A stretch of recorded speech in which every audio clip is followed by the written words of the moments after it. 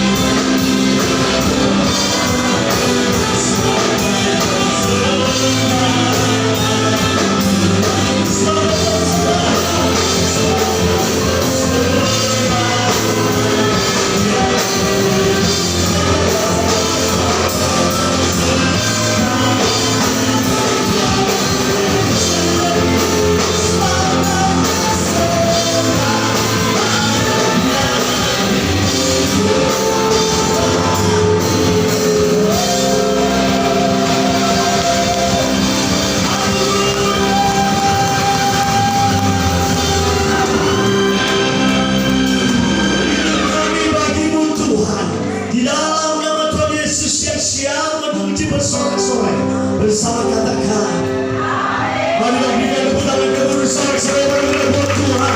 Saya percaya bahwa inilah waktunya kita memuji dengan segenap hati kita. Amin.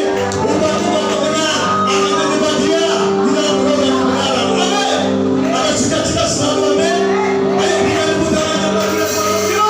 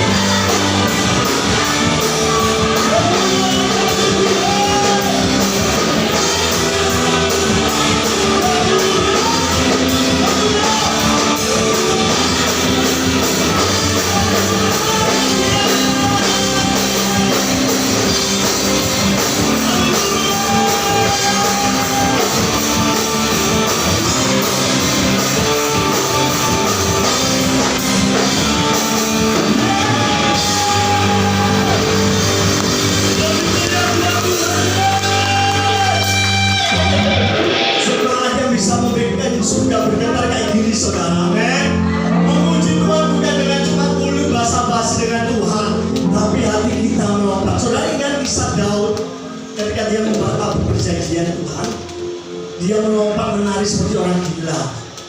Alkitab mengatakan bahwa dia tidak peduli, dia selalu membuka hatinya. Saya percaya jemaat-jemaat ini ada orang-orang yang dahsyat buat Tuhan. Amin. Karena kita punya Allah yang dahsyat. Amin. Sekali lagi berikan tepuk tangan yang paling mulia buat Tuhan. Haleluya.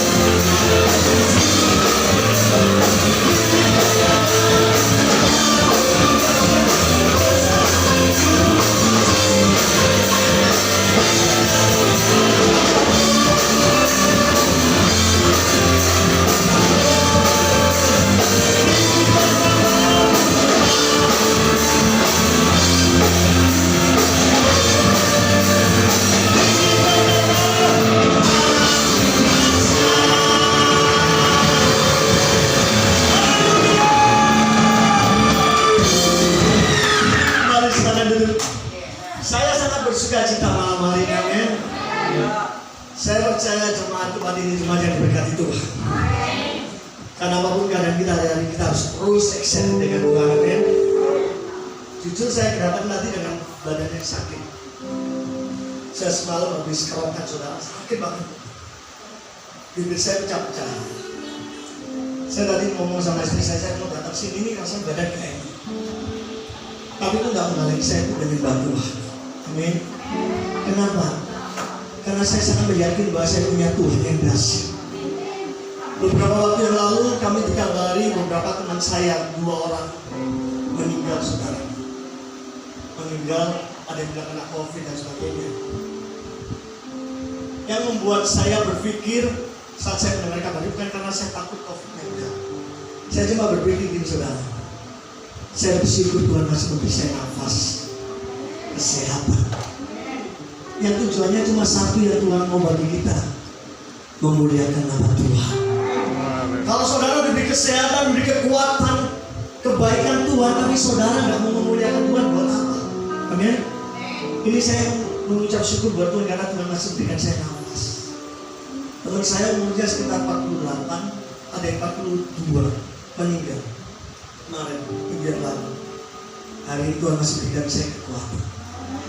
Ayo kita sama-sama, jangan main-main dengan Tuhan, sungguh-sungguh. Amin. Kita memberikan yang terbaik buat Tuhan.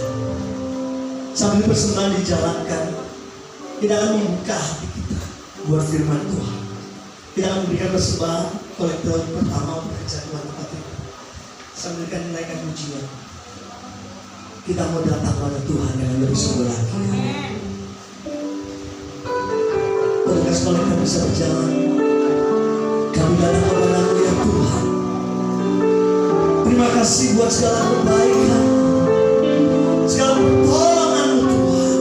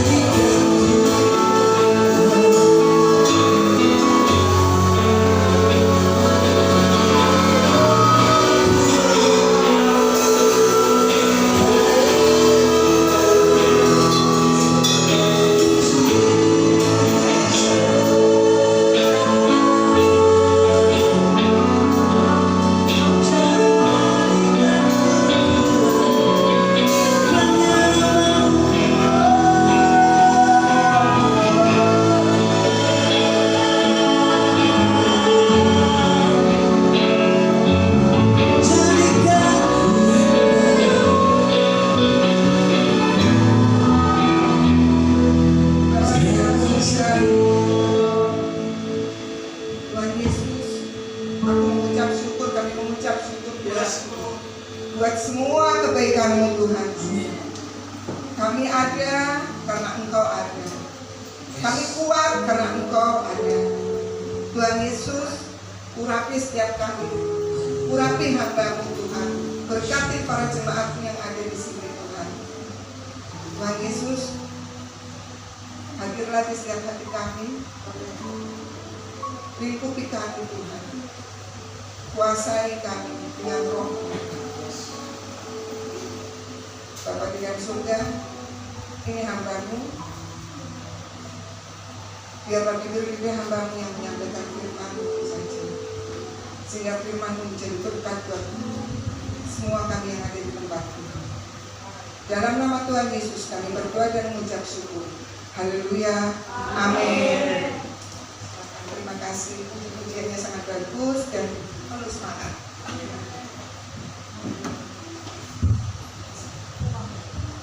Tadi pagi saya sudah di sini, mungkin yang belum pernah mengenal saya, mungkin ada Bapak Ibu yang tadi pagi nggak ikut, perkenalkan, nama saya Esa. Kepanggilannya Esa Teja Mana, tapi cukup dipanggil Esa aja. Terima kasih. Anak saya dua sudah besar, yang satu masih kuliah, yang besar sudah kerja. Kerjanya dekat sini di Medan Supono sini. Kami dari Gereja Bes,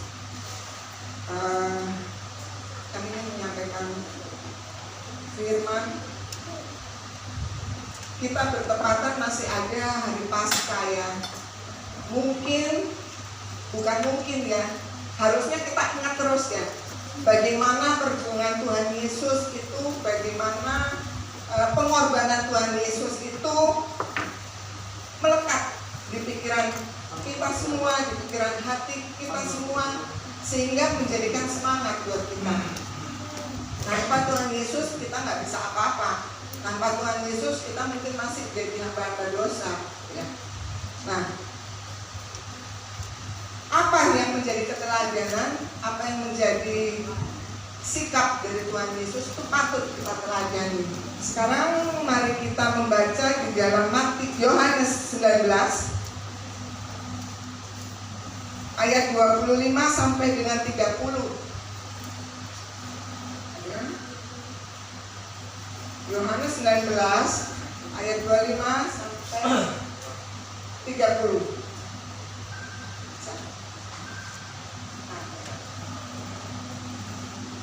Saya bacakan. Dan dekat salib Yesus berdiri ibunya dan saudara ibunya, itu Maria, istri Klopas, dan Maria Magdalena. 26. Ketika Yesus melihat ibunya dan muridnya yang dikasihinya di sampingnya, berkatalah ia kepada ibunya, "Ibu, inilah anakmu." 27. Kemudian katanya kepada murid-muridnya, "Inilah ibumu." Dan sejak saat itu murid-murid itu menerima dia di dalam rumahnya. 28. Sesudah itu, karena Yesus tahu bahwa segala sesuatu telah selesai, berkatalah ia, supaya genaplah yang ada tertulis dalam kitab suci, "Aku haus."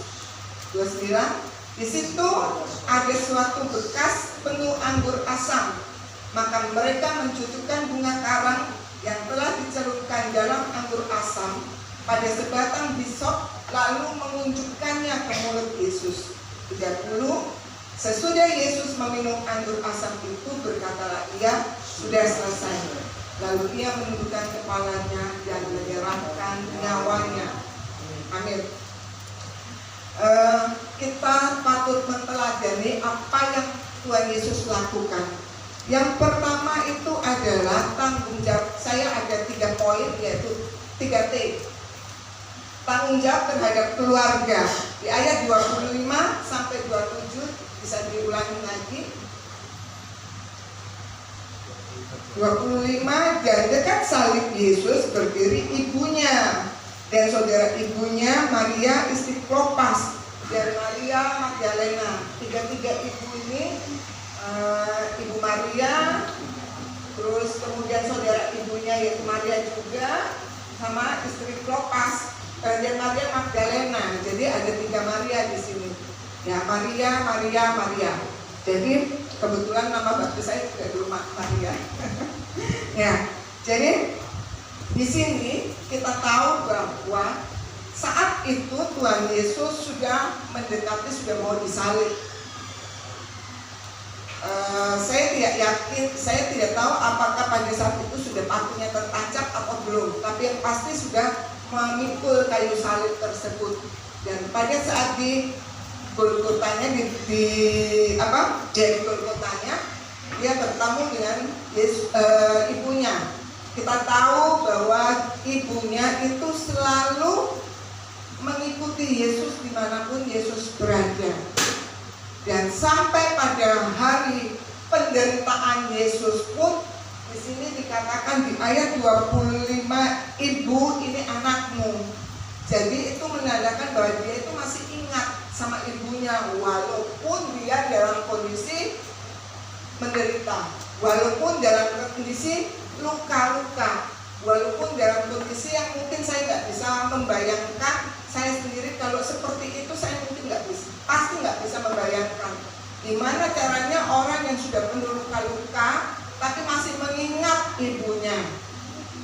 Nah, kemudian Yesus di ayat ke-26 dikatakan bahwa Yesus berkata kepada murid-muridnya bahwa inilah ibumu. Jadi di sini Yesus menyerahkan kepada murid-muridnya seorang ibu untuk dijaga murid-muridnya. Jadi Yesus berpikiran bahwa sementara aku pergi meninggalkan dunia, ibuku ini bagaimana? Dia berpikiran seperti itu. Ini kalau cara bicara saya, ibuku ini gimana ya? Nggak ada siapa-siapa. Mungkin dia ada adik-adik, ada anak-anaknya, tetapi dia lebih menyerahkan kepada murid-muridnya. Dan saya tahu, saya yakin bahwa murid-muridnya itu salah satunya adalah Yohanes. Karena kita tahu bahwa Yohanes itu adalah murid yang kalau boleh dibilang itu adalah kembarannya Yesus. Jadi apa yang ada di pikirannya Yesus, Yohanes tahu semua.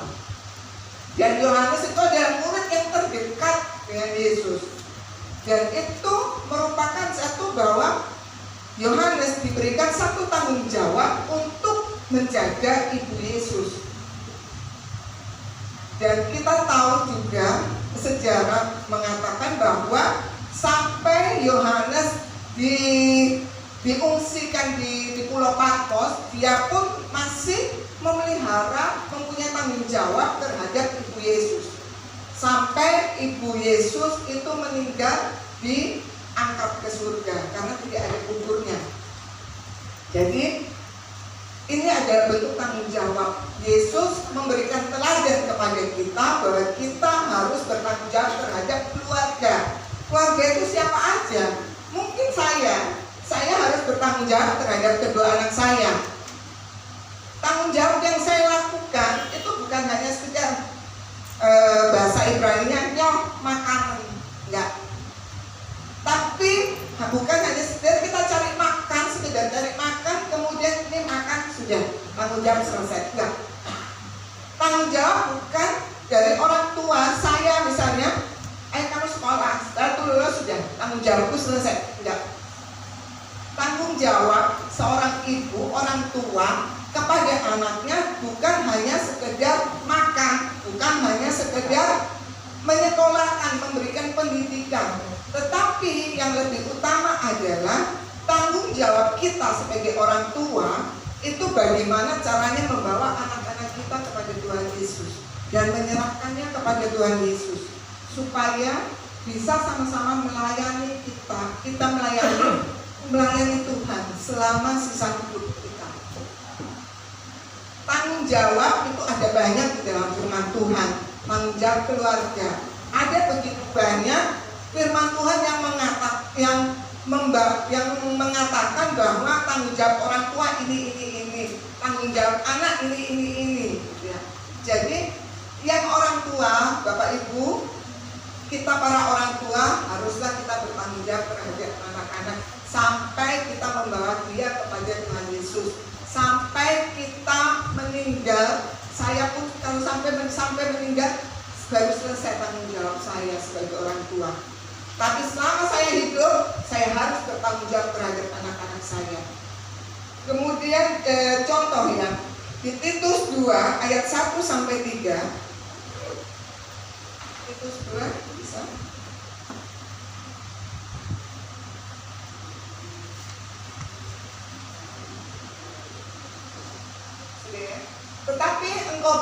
Tetapi engkau beritakanlah apa yang sesuai dengan ajaran yang sehat. 2. Laki-laki yang tua hendaklah hidup sederhana. Ini khusus para laki-laki nih. Tapi yang tua siapa? Nggak ada di sini, jiwa muda semua. Yang laki-laki yang tua hendaklah hidup sederhana, terhormat, bijaksana, sehat dalam iman, dalam kasih, dan dalam ketekunan. Itu tanggung jawab keluarga. Untuk sebagai kepala keluarga, para laki-laki bukan hanya tua, mungkin yang masih muda-muda, kalau misalnya jadi menikah nanti pasti akan menjadi kepala rumah tangga. Hiduplah bijaksana, berhikmat.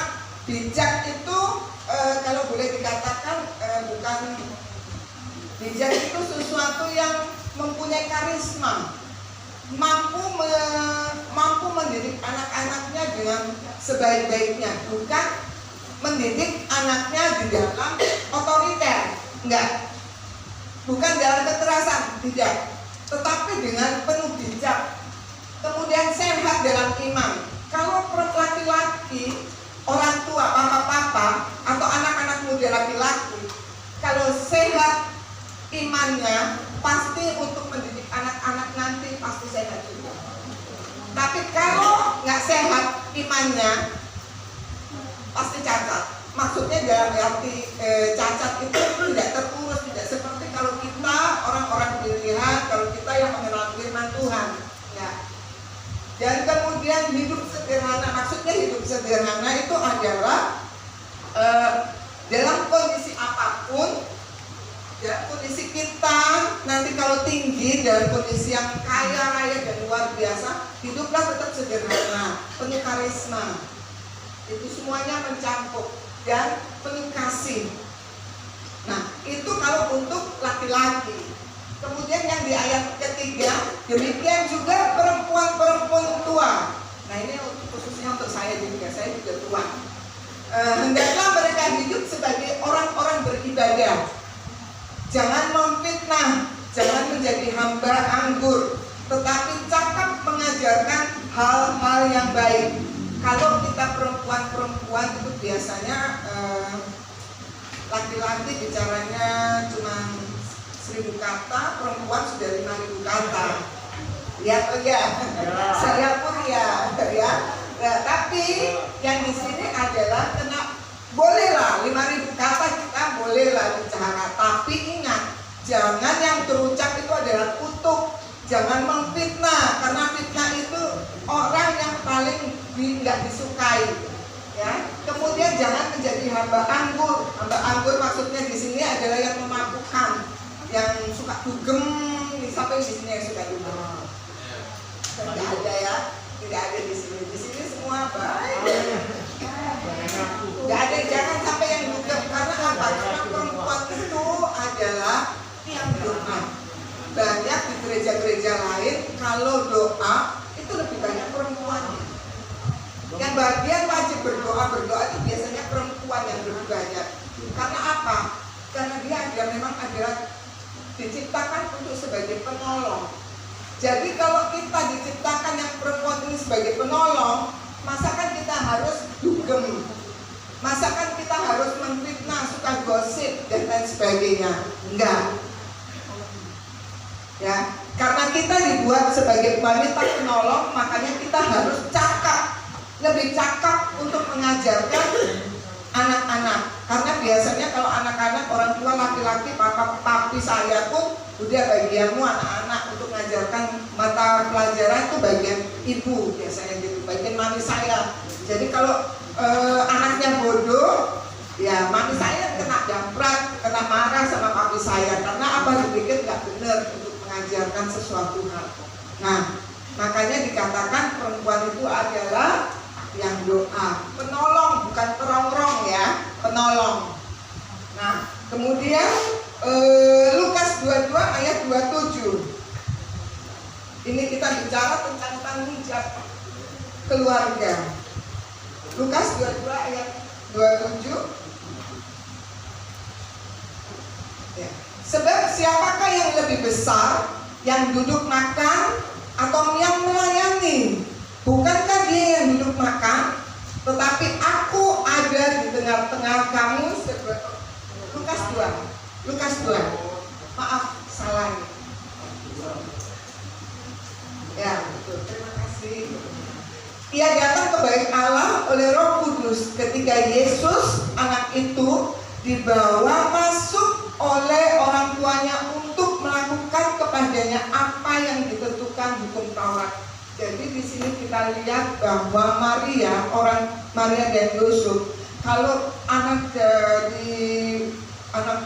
orang Israel bangsa Yahudi, kalau misalnya umur 12 itu mereka harus masukkan ke sekolah, ke bait Allah. Di sana diajarkan semua tentang hukum Taurat yang ada. Dan begitu pun tanggung jawab orang tua Yesus, yaitu Yusuf dan Maria, begitu umur 12 langsung membawa Yesus untuk melakukan apa yang dikatakan, jadi untuk belajar. Pada saat itu memang umur 12 anak-anak harus dilakukan untuk belajar tentang hukum Taurat yang ada. Jadi ini tanggung jawab, bentuk tanggung jawab keluarga, orang tua terhadap anaknya. Kemudian Amsal 17 ayat 6. Amsal 17 ayat 6. Mahkota orang tua adalah anak cucu. Mahkotanya kita itu anak cucu. Karena kalau anak cucunya kita itu bahagia, seneng, nggak bertengkar terus sama suami, atau geger-geger, ya bertengkar gitu, itu orang tua seneng. Makanya merupakan satu kehormatan. Dan kehormatan anak-anak ialah nenek moyang mereka. Ada begitu banyak contoh-contoh di Alkitab, tokoh-tokoh seperti Timotius, itu orang tuanya, ibunya dia seorang Kristen yang saleh. Nenek moyangnya pun, neneknya Timotius pun juga dia orang yang saleh. Makanya anaknya menjadi anak yang saleh seperti Timotius. Dan ini merupakan bukti bahwa kalau kita sebagai orang tua itu benar, berarti anak-anak itu pasti benar. Kalau kita orang tua mengarahkan kepada Tuhan Yesus, menyerahkan semuanya kepada Tuhan Yesus, sehingga kita menjadi teladan, orang tua sebagai teladan bagi anak-anak, itu kalau teladan yang kita buat itu bagus, pasti anak-anak kita juga bagus. Contoh, bukan saya mengunggulkan saya ya. Saya dulu terus terang memang bukan dari agama Kristen. Kemudian tahun 2001 saya bertobat. Waktu saya masuk pertama kali ke Kristen, itu orang tua saya, keluarga saya itu membuli saya. Nah, apa kok dibaptis 2 kali dan lain sebagainya? Berarti kamu tidak percaya bla bla bla bla dan lain sebagainya. Tetapi di sini pada saat saya ingin anak saya membawa 2 anak saya untuk lebih dekat kepada Tuhan. Di sini peran orang tua, peran saya doa, hampir lutut saya mungkin sudah lelah, tangisan saya mungkin sudah habis. Tapi puji Tuhan, anak saya yang pertama, kalau anak yang kedua selalu ikut saya, tapi anak yang pertama dia ikut papahnya. Jadi papahnya, kalau papahnya itu tidak pernah ke gereja dan lain sebagainya. Jadi dia memberikan satu doktrin yang kurang bagus untuk anak saya yang pertama. Di situ peran saya cuma berdoa. Karena anak saya yang pertama itu kerasnya minta ampun. Dia cerdas tapi keras. Jadi kalau saya bicara satu, dia berbicara banyak sudah. Saya kalah. Jadi saya sama anak saya yang kedua lebih banyak diam. Tapi saya cuma bisa berdoa. Saya berlutut, dan kalau suatu saat anak saya bilang kayak gini, "Ma, aku bersyukur punya mama seperti mama." Karena dia tahu bagaimana saya sehari-hari dari cuma ketiga tujuan aja. Saya di rumah, saya kerja, dan saya ke gereja. Saya melayani, dan dia tahu bahwa saya tidak pernah membahas tentang hal-hal yang jelek tentang orang lain. Dia tahu. Jadi itu yang membuat dia menjadi berkembang, menjadi bertumbuh, dan akhirnya dia pun sekarang ikut melayani. Ini suatu hal yang luar biasa buat saya.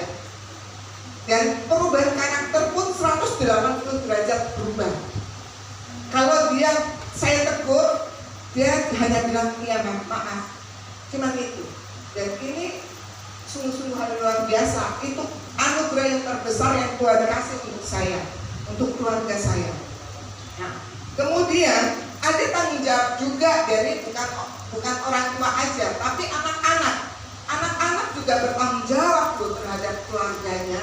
Anak-anak yang belum menikah, yang sudah kerja atau apa, anak-anak juga bertanggung jawab untuk orang tuanya.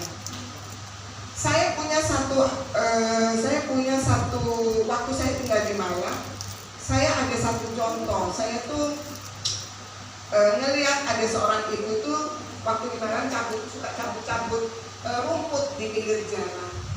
Kemudian saya tanya kepada tetangga di situ, itu ibu kasian banget ya, saya bilang gitu. Kemudian dia cerita, loh jangan salah, ibu ini orang kaya dulunya. Loh kenapa bisa jadi cabut-cabut ini? Karena anaknya semua hartanya sudah diserahkan kepada anak-anaknya dan dia diusir dari rumah tersebut. Jangan seperti itu cuma hanya contoh yang membuat saya miris dengarnya. Aduh kasihan sekali ya gitu.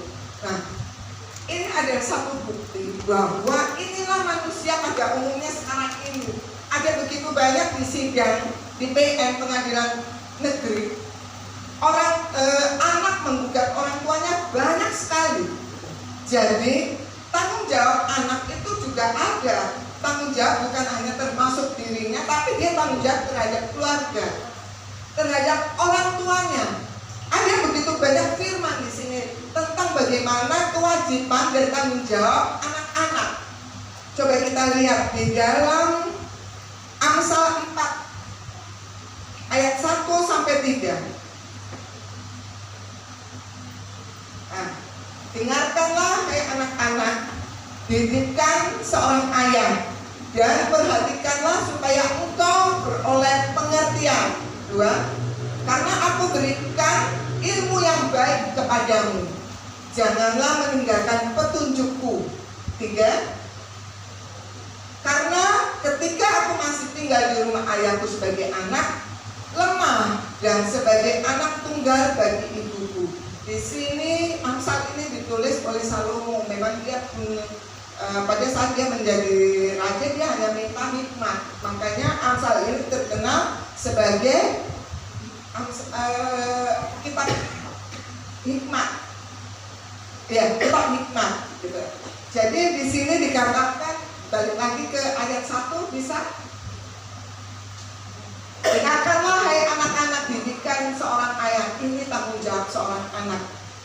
Kalian harus mendengarkan apa yang diperintahkan, apa yang dinasihatkan orang tuamu. Supaya apa? Supaya beroleh satu pengertian. Pengertianmu akan menjadi dewasa, pengertianmu akan menjadi bijak kalau engkau mendengarkan orang tuamu untuk berbicara. Sebetulnya orang tua itu gak menginginkan banyak hal. Saya pribadi pun sebagai orang tua tidak menginginkan banyak hal. Cukup anak saya ini menjadi pelayan Tuhan yang dikasihi Tuhan, itu sudah cukup buat saya. Tetapi banyak anak-anak yang salah pengertian. Ada begitu banyak anak-anak muda, di sini nggak ada, di luaran. Ada begitu banyak anak-anak muda itu yang kalau dia selalu ngomel. Kamu nggak belajar, enggak. Kadang-kala kalau disuruh diajak ngomong pun cuma sekedar kayak gitu. Nah, apakah ini betul? Firman Tuhan mengatakan bahwa kita harus menghormati orang tua. sebagai anak, pada saat sebagai anak, saya orang termasuk penurut, bahkan boleh dibilang kuper. Karena apa yang dikatakan papi saya harus nurut. Karena papi saya itu, jadi kalau dulu banyak ada yang naksir gitu ya, datang ke rumah, kalau melihat papi saya cuma ngelirik gini aja, tajam matanya, itu sudah takut. Teman saya yang suka sama saya aja takut, apalagi saya anaknya itu pun takut. Jadi apalagi ditambah saya itu nggak pernah, kalau sudah dibilang nggak boleh ya nggak boleh. Bahkan sampai saya mendapatkan pacar aja atau suami aja, tunggu orang tua itu setuju. Tapi setuju nggak? Ya setuju. Oke, jalan. Meskipun berantakan. Kalau papi sudah melarang saya untuk pergi, jangan pergi keluar kota, saya nggak akan pergi. Jadi itulah saya. Makanya saya tahu. Makanya begitu papi saya nggak ada, saya down. Saya hancur. Karena apa? Karena kalau papi saya itu tolong saya itu yang paling disayangi sama papi saya gitu loh. Jadi waduh, sudah nggak ada yang larang-larang. Saya pergi komsel jam 9 walaupun sudah tua, pergi komsel ke rumah jam 9 selalu ditelepon. Kok nggak pulang-pulang? Selalu gitu. Sampai jadi bahan ketawa sama teman-teman komsel di gereja. Padahal saya punya anak 2, sudah dilarang seperti itu ya. Tapi puji Tuhan saya menikmati hal itu ya. Nah kemudian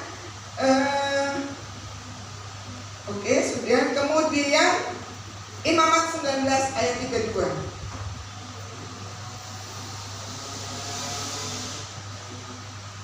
Ada banyak contoh ya. 19:32 Imamat. Engkau harus bangun berdiri di hadapan orang ubanan. Orang ubanan ya saya nggak bantu tunjuk ya. Saya ini juga sudah ubanan ya. Dan engkau harus menaruh hormat kepada orang tua, orang yang tua. Dan engkau harus takut akan Allahmu. Akulah Tuhan. Kemudian Amsal 14, balik ke Amsal 14 ayat 26.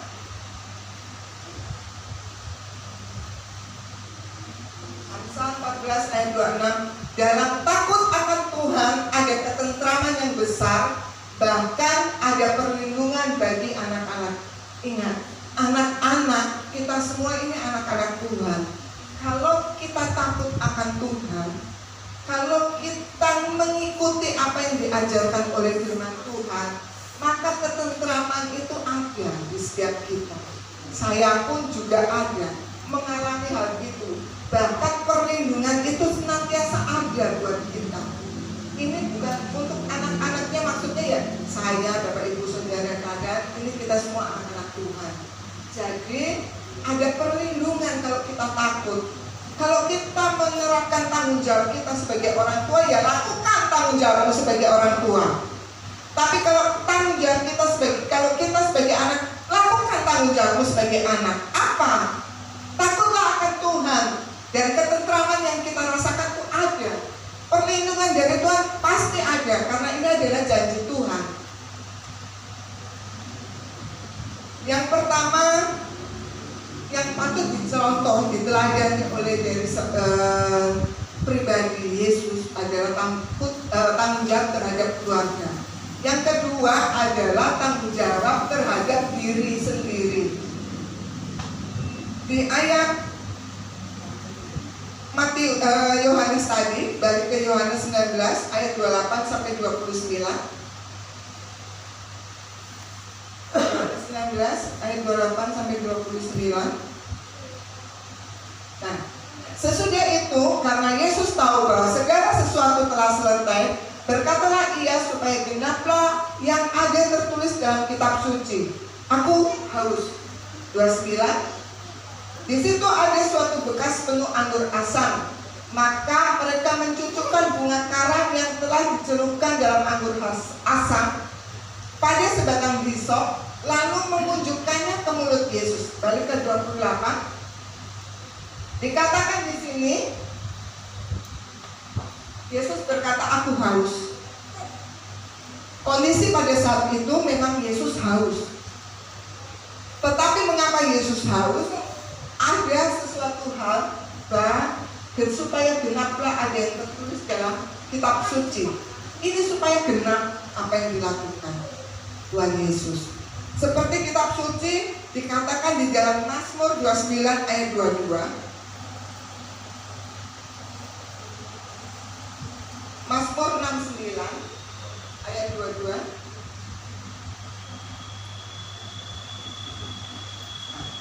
Bahkan mereka memberi aku makan racun, dan pada waktu aku haus, mereka memberi aku minum anggur asam. Ini merupakan satu bukti bahwa Yesus menggenapi apa yang tertulis di dalam Perjanjian Lama. Kata anggur asam ini itu kalau bahasa Yunani-nya itu aksos, yang artinya anggur asam atau cuka. Hal ini terjadi pada saat kadar alkohol yang ada pada anggur itu mulai